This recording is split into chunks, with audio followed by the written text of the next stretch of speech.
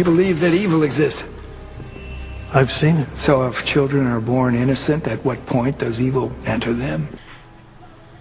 Okay, this is the anatomy of the spiritual self, and if we had an opportunity to look at the self spiritually and its components, it would look like this. This is the internal self.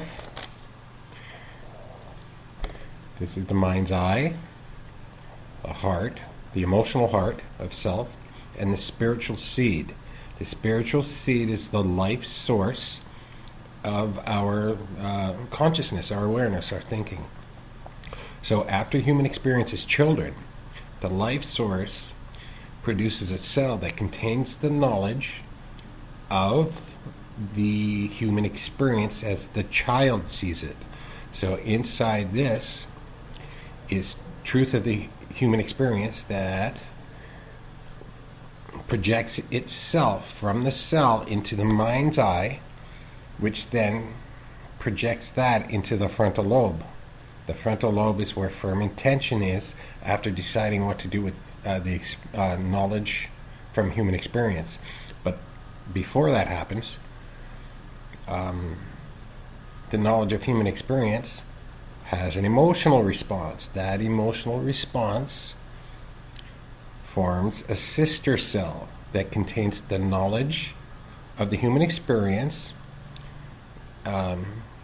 with the emotional impact of that experience.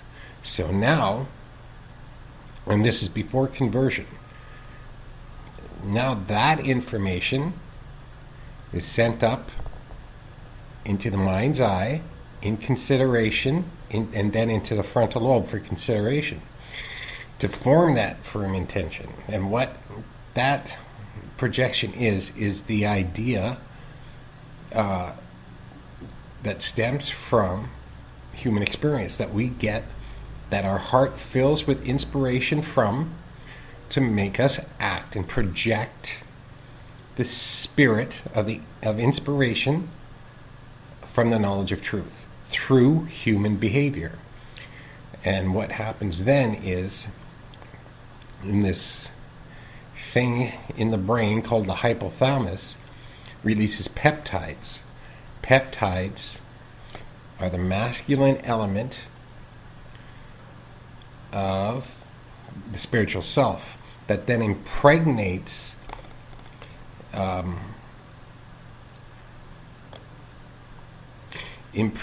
the sister cell with the cognitive knowledge stemming from the root of truth, stemming from impregnation in thought from knowledge of truth.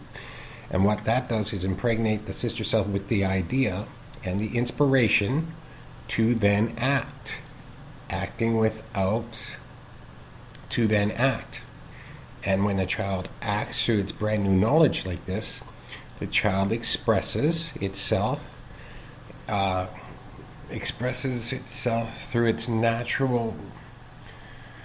The child naturally expresses itself from this heart of joy, heart of human emotion. Doesn't necessarily say this is how I'm feeling, but words are projected through the communication of the of the self-calculating spirit of truth inside the self, for which then the child expresses naturally and feels the joy. We call that, when we witness that, we call that innocence. And we are enlightened by it and enlivened by that when we witness that in children.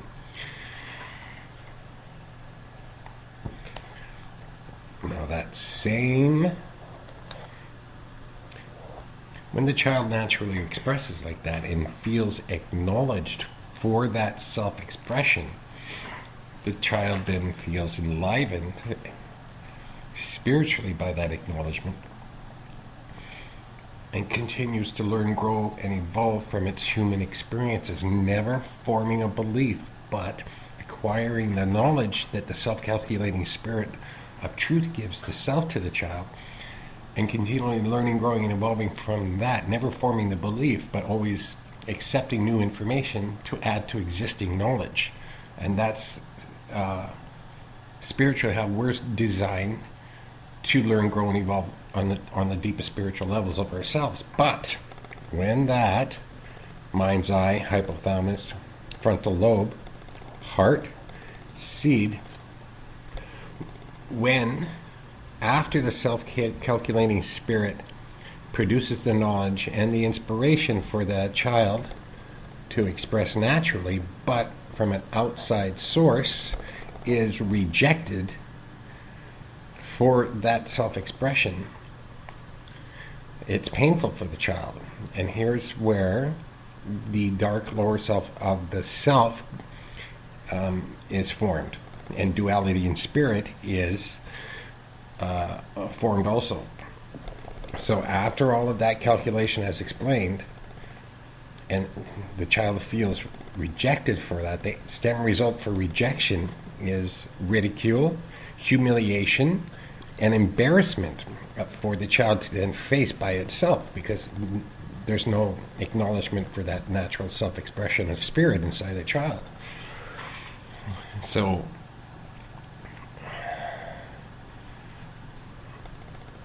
after knowledge of truth births the cell that contains the knowledge of truth, and the sister cell is birthed as the result of understanding the emotional response. Now the emotional response is consumed by pain. Pain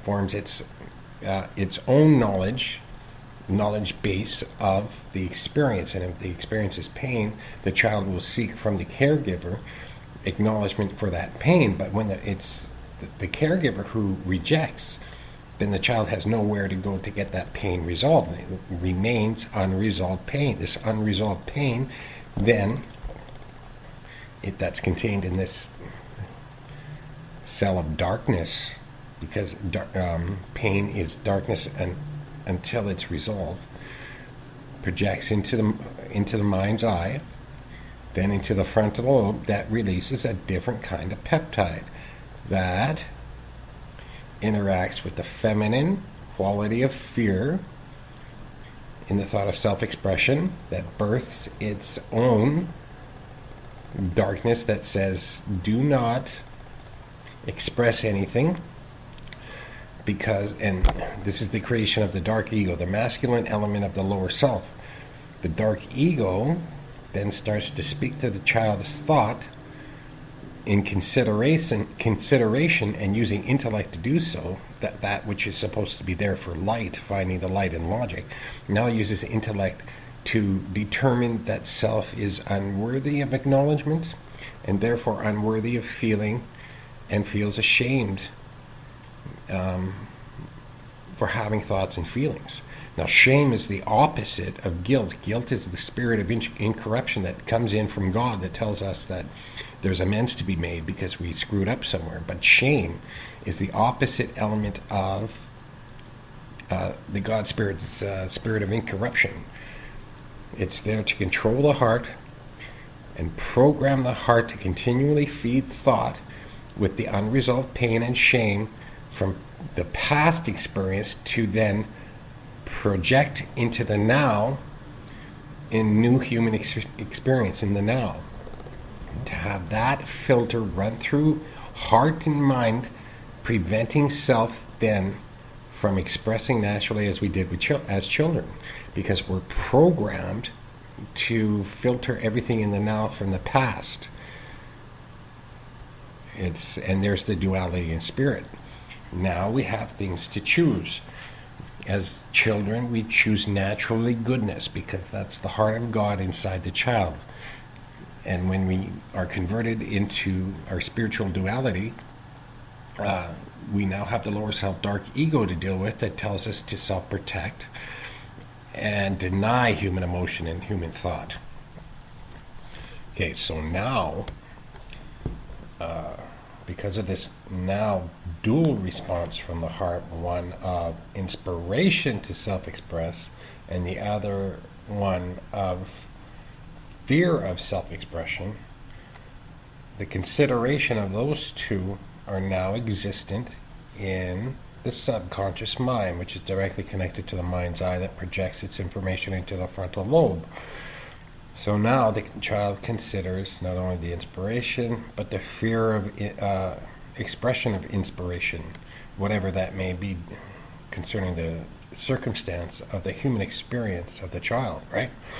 So because of that consideration and that knowledge is there now, that is there to deaden the inspiration influence for the self of the self who we are. We used to be this child, now transformed into the duality of this child and spirit, projecting one of the two spirits through human behavior that's determined in our frontal lobe of firm intention. So my point to this now is, because we are now in fear of self-expression, fear of the nature of rejection, which is the spiritual nature of its result. The result of rejection is leaving the heart of the child, the self, to feel ridiculed, humiliated, and embarrassed for that self-expression after experiencing rejection. Now we're in fear of that same rejection as in the thought of self-expression. So in this thought of self-protection, now the child learns through the peptide of the lower self, from the dark feelings of rejections, forms the knowledge of self-protection. Self-protection stems from the consideration of feeling rejected, where the self then tells the self in early childhood, the only conclusion we could ever come up with is that it's not safe to freely self-express the information of inspiration felt in the heart, the way we used to joyfully as children, and as children still do, in reaction to the self-calculating spirit of knowledge inside each one of us. So the self-protection knowledge and its behavior and its payoff, which is safety, or so the self thinks, but it's really, the safety is in disguise of self-destruction when we hide and then duplicate truth for falsehoods. That's when we start losing sight of what the truth and its normal reaction system are describing to the self as the result of new human experience. So now, because from this truth and the self-expression of it, we were rejected for it, felt the dark feeling of fear as the result of this unresolved pain, which then we decided on denying our emotions, forgetting about them, rejecting them in fear of rejection, and emotionally programmed to fear through humiliation, ridicule, and embarrassment. That's the end result of rejection. That's also, in this moment, the interception point for the lower self to release its peptide, and preventing the higher self from releasing its peptide to keep this healthy and alive, is now bombarded with the peptide of self-protection. And it's this now that the self views and forgets about this. Or so it would seem.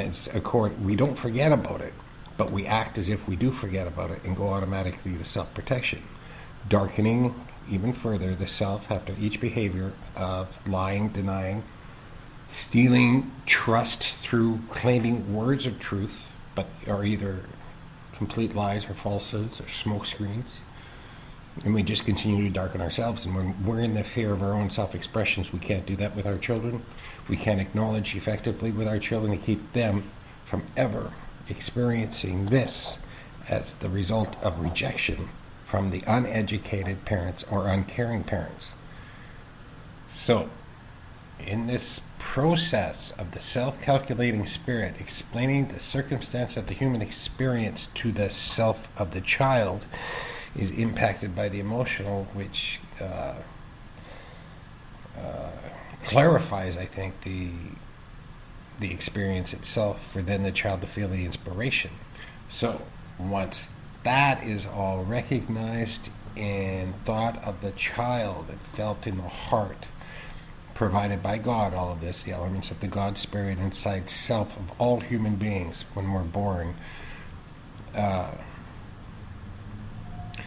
Consideration of what just happened in the experience and all of this response system to it is recognized and felt, and then intellect and wisdom are applied, and this is still in the purity of what we used to be as children.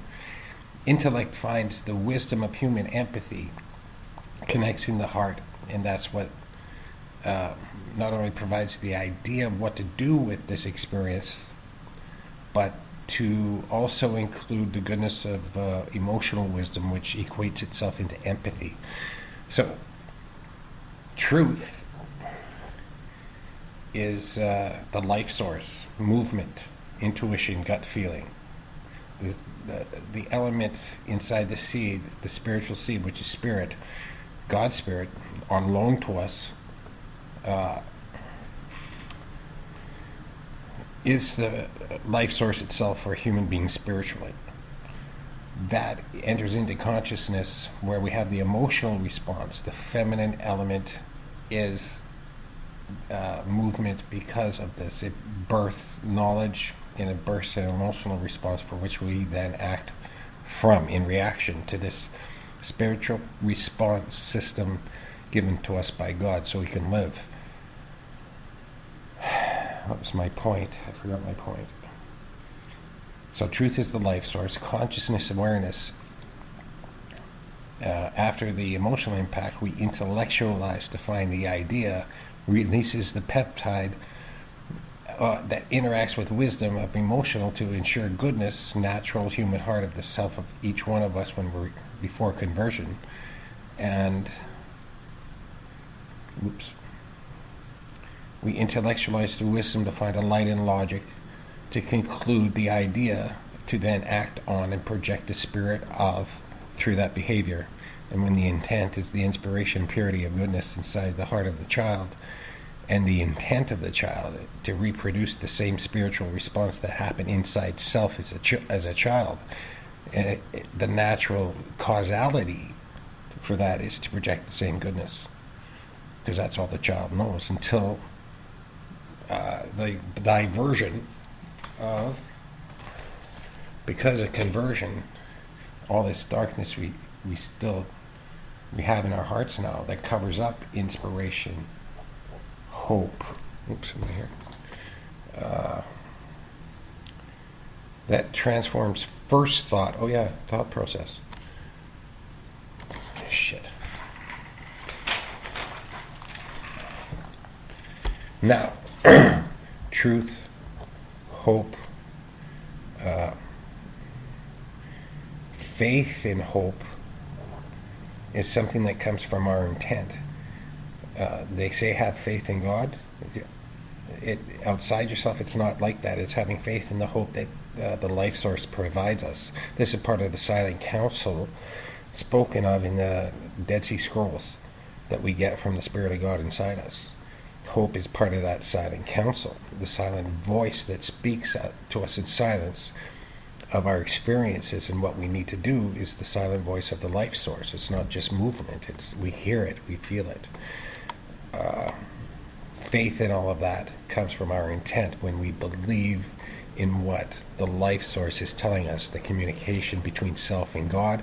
The language is understood through the heart when we accept our emotional responses to brand new human experiences in the now without bringing in from the past, like I explained before, into the now that interferes with the natural self-expression and inspiration of the self in our relationships when we interact with each other. So those are spiritual components translated through this part. This truth recognition system in consciousness and awareness is recognized in what's called first thought. First thought is that awareness. Forethought is the auto-consideration department of human experience recognized in first thought. 2, 3. afterthought. Afterthought is the idea process after we search through intellect and wisdom to find that light and logic that gives us the idea, that bursts the idea inside mind to then act on. That's the afterthought. It's not a belief as I once thought. But number 4, the remembrance of afterthought. The remembrance of the emotional cognitive memory that we bring in from the past. That we bring in from the past that contains all of that dark emotional filtering of fearing and unresolved pain. The interception, when that happens in our now, that keeps us stuck and spiritually emptied and longing and hungering for that fullness to return to us that which we once had as a child and longed for and starved for now, which is our number one motive and payoff for acting in everything that we do, regardless of if it's light or darkness, good or evil. We are always acting to replace the lost fullness we have inside of us because of this conversion process and experiences as a child. And we're always looking to refill that. But once we're separated, we don't know how to do that or bring it back. We look for distractions from not only self-protection behaviors and its control manipulation, but substance abuse and that control distraction manipulation that is now being influenced from the lower self of low self-worth, from this rejection stage, this conversion stage of the child's human spirit that we all used to have.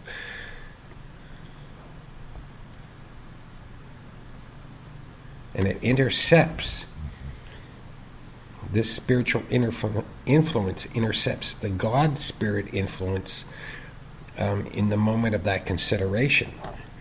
In the cross in the mind's eye. Okay, the cross in the mind's eye is the consideration of truth, logic, intellect, and wisdom. But after the conversion, intellect and wisdom are on one side.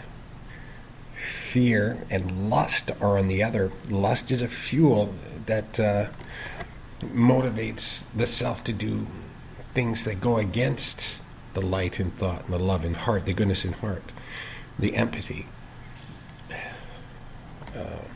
It's a fuel that motivates, just like inspiration is a fuel that motivates us to act. When we're afraid of our emotions, we deny them, leaving that emotional need unmet. When that is left unmet, we seek from the outside to distract us from the emptiness on the inside. Only completion of the human emotional self and resolving it. So only completion of the emotional self in the moment through genuine acknowledgement from the internal, with a little help from our friends who have an empathetic ear, when we self-express like that, can resolve the emotion, therefore not only keeping what fullness we do have, but filling the heart full of more spiritual fullness, and more importantly, the contentment that fullness gives. That fear and lust thing. Therefore, no longer needing the outside distraction to distract us from our emptiness. So, and that desperate need that we have that seeks out outside distractions comes from that lust fuel I was talking about. That lust fuel. The first fear is the fear of expression in childhood, which stays with us, imprints on us, which we react to through self-protection behaviors as a result. So that's the first fear. The first lust we ever feel is, the first inspiration we feel is from the first knowings we feel inspired, self-expressed. The first fear is the fear of that rejection after we understand what it means. It means to us as children, the unknowing child, that we're worthless. We're not worthy of somebody else's acknowledgement. That's what we tell ourselves. Low self-worth then begins to plague our hearts like an infection does. And we start responding to that low self-worth thing all the time now. It's a powerful filter. It's a powerful program for the raw and programmable child that we all are until we understand things, which is the program, the understanding, and the only way we understand is through human experience, through self-expression, acknowledgement, or rejection. So my point was, for lust, after we're afraid the first time, knowing what we're afraid of, self-expression, lust fuel comes in, and the first lust says, speaks to the fear in the heart that says to the mind's eye, it's the lust to remain safe from what we're fearing, and we're fearing from the past. And that's the lust fuel that motivates the idea from the dark ego of the self to develop a self-protection behavior, lie, deny, things like that, of the self and what the self is really thinking and feeling. So it doesn't have to self-express and then face rejection. That impacts the heart with even more pain, even more unresolved fear. And we're stuck in that now, what I call a disease of human spirit. And that's all I got to say about that.